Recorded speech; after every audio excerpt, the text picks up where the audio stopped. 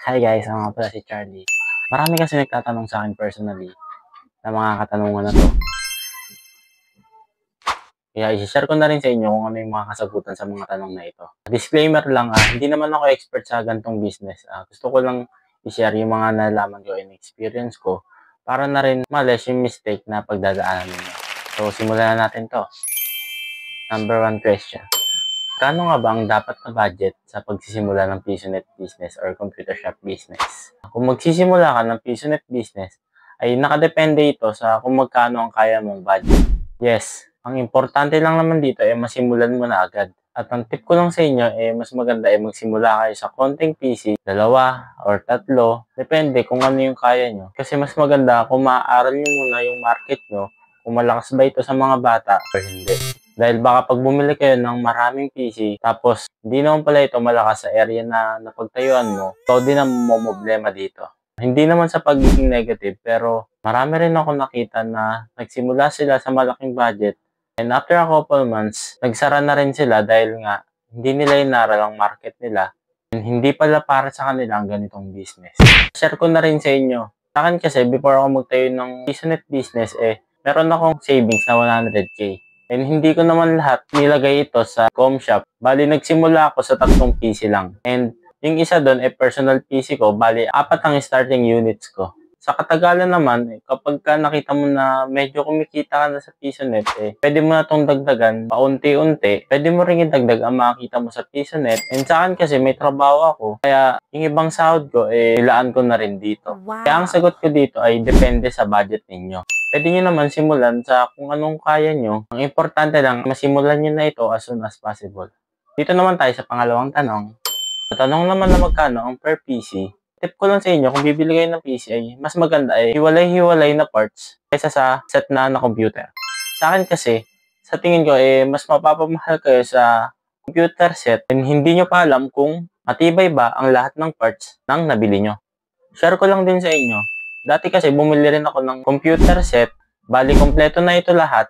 Sa una, okay pa naman yung performance niya and walang problema. After 3 months, yung monitor nito ay nagkaroon ng dead pixel. And hindi ko ito pinansin. After 6 months ay nasira na ang monitor at halos hindi mo na makita ang LCD nito. Sakto, 6 months lang ang warranty nito. Kaya hindi ko na ito nasoli. Kaya mas maganda kung branded na monitor na lang ang bibilin mo. Okay lang na second hand basta kilalang model. Katulad ng Dell, HP, LG, at iba pang mga sikat na brand. Ngayon naman ay ibibigay ko sa inyo ang mga presyo ng parts na binili ko. After nito ay tsaka ko ibibigay ang pinaka-price ng PC na nabuild ko. Simulan natin sa CPU.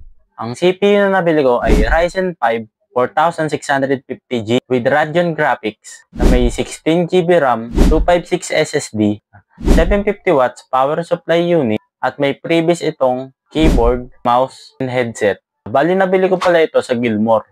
Next naman natin ay ang monitor. Monitor na binibili ko sa PisoNet business ko ay Dell 22 inch to 24 inch. Second hand lang pala itong binibili ko. Dahil alam naman natin ang mga bata malilikot. Kaya no need na ng brand new na monitor. Naman tayo sa mouse and keyboard. Bali, ang binibili kong model ay A4 Tech. Sa Shopee, marami nito. Maghanap na lang kayo ng mura. Sa headset naman, Alan headset. Shopee lang din ito. Maghanap na lang din kayo ng mura. And ABR or Panther. Ang ABR naman, kaya na ng 2 PC. And ang Panther naman ay good for 4 PC. Depende na lang sa inyo kung ano yung gagamitin ninyo. Ang next naman natin ay coin slot box. Marami naman kayo mabibili nito sa Facebook Market. Maghanap na lang din kayo ng mura and legit na seller.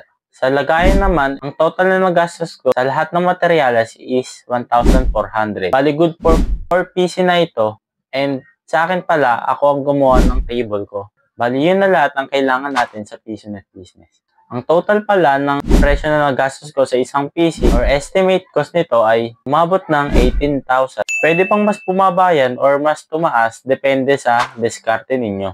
Sa pangatlong tanong naman natin, okay ba bumili ng second hand na PC? Ang sagot dyan ay yes po. As long na maganda pa ang specs ng bibili ninyo and walang sakit sa ulo. Kung bibili kayo ng second hand na PC, syempre itanong nyo muna sa seller kung ano ang reason for sale niya nito. Ko lang din sa inyo, mas maganda ay ang piliin ninyo yung mga pasaran na com shop. Syempre, check nyo muna kung pasok sa standard nyo na specs. I-check nyo na rin kung tugma ba ang specs na binibigay ni seller sa actual specs ng PC na bibili ninyo. Pwede nyo ito i-check sa BIOS. Testing mo rin ito at least 30 to 40 minutes kung mamamatay ba ito or magre-restart habang ginagamit mo. And mas maganda kung laruan mo na rin ng online games kung maglalag ba ito or maghahang. Basta i-check nyo lahat ng dapat nyong i-check. Kasi once na mabili ninyo ito, hindi nyo na ito masusolid. Yun lang guys. Sana may natutunan kayo sa video ko ngayon. And kung nagustuhan mo itong video, paki-like and subscribe na rin itong channel ko. Yun lang guys. Hanggang sa muli. Bye-bye!